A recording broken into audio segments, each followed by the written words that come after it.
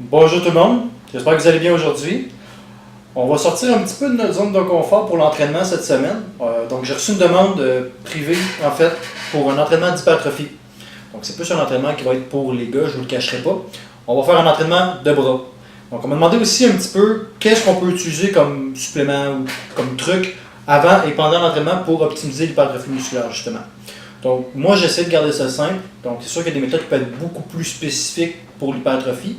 Pour quelqu'un qui commence ou juste des petits trucs rapides. Première chose, boire beaucoup d'eau avant et durant l'entraînement.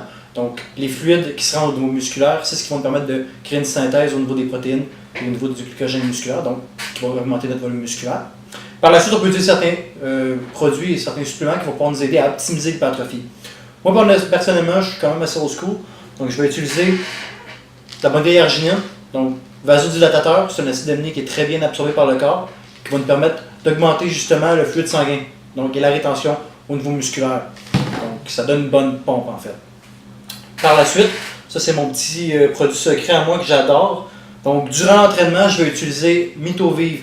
Donc c'est un mélange de plusieurs vitamines et minéraux qui vont nous permettre d'augmenter la capacité de travail de nos mitochondries. Donc les mitochondries, c'est des petits moteurs en fait au niveau cellulaire qui produisent de l'ATP, donc l'énergie. Bref, ça nous permet d'augmenter la récupération et d'augmenter aussi l'énergie et la synthèse au niveau cellulaire. Donc c'est vraiment un produit en or pour les gens qui font de l'hypertrophie. Donc pour ce qui est de l'entraînement aujourd'hui, c'est un entraînement qui est le fun. Donc c'est pas un entraînement qui est extrêmement compliqué à faire. De la manière qu'on a décidé de le mixer en fait, donc on va faire des exercices qui sont agonistes-antagonistes. Donc on va utiliser des exercices qui ont des actions opposées. Donc aujourd'hui on va faire biceps, triceps. Donc on va supersetter un exercice de biceps avec un exercice de triceps. Les points importants dans l'entraînement aujourd'hui, très simple, on va jouer avec le range of motion, donc la longueur du mouvement de travail.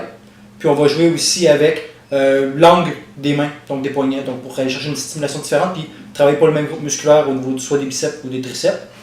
Et les paramètres sur lesquels on va se baser durant l'entraînement, ça va être le temps de travail, donc on va utiliser beaucoup de tempo, et les techniques d'entraînement. Donc, on va utiliser des méthodes pour augmenter en tant que tel le temps de travail et l'intensité durant l'entraînement. Donc, c'est les explications que je vais vous donner plus tard lorsqu'on va faire les exercices. Pour le premier superset, on va mixer deux exercices qui ont un range of motion de type médium. Donc, on va utiliser un close grip bench press pour solliciter les triceps et on va le supersetter avec un reverse grip barbell curl pour venir travailler le biceps, principalement le biceps brachial, et aussi impliquer des muscles dans la flexion au coude, comme le coracobrachial, qui est un muscle qui est souvent négligé par les gens et qui est hyper important dans la prévention de blessures au niveau du coude et dans le renforcement du mouvement de flexion au niveau du bras. Pour ce qui est de la structure du superset, on va faire 5 séries pour la première série, 12 répétitions. Ensuite, on va réduire à 10, ensuite 8, et on va remonter les répétitions à 15. Donc, c'est une méthode qui est appelée pyramidale. Donc, le but en arrière de ça, c'est d'augmenter l'intensité, donc de réduire les répétitions et d'augmenter le poids de travail, et finir avec un set qui est complètement à l'opposé. Donc, on va augmenter le volume et réduire l'intensité pour nous permettre de venir envoyer beaucoup de sang au niveau du groupe musculaire, donc solliciter plus de déchirures musculaires. Super important de contrôler votre tempo. Donc, on veut un temps de travail qui est long. Donc, la méthode qu'on va utiliser aujourd'hui, c'est un 4-0-1-2, donc 4 secondes négatives et un 2 secondes en isométrie, ce qui va nous permettre d'avoir un temps de travail beaucoup plus élevé et s'assurer d'avoir une meilleure sollicitation au niveau musculaire. Donc, vous enchaînez les deux exercices sans prendre de repos, à part durant la transition. Par la suite, vous prenez 75 secondes de repos et vous recommencez le superset.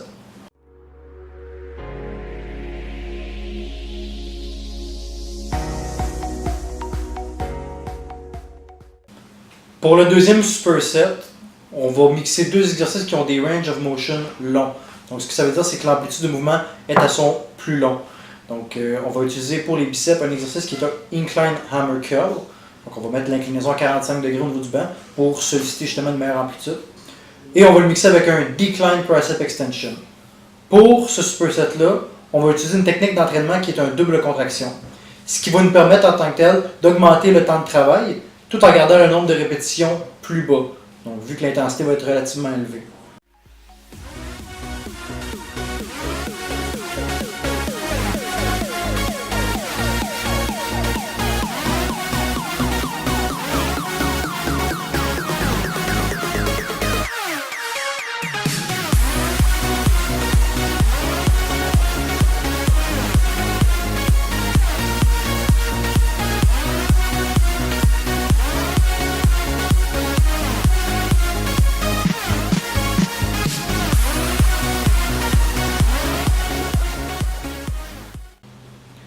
Pour le dernier superset, donc là on a accumulé beaucoup de fatigue, on a accumulé beaucoup d'acide lactique aussi.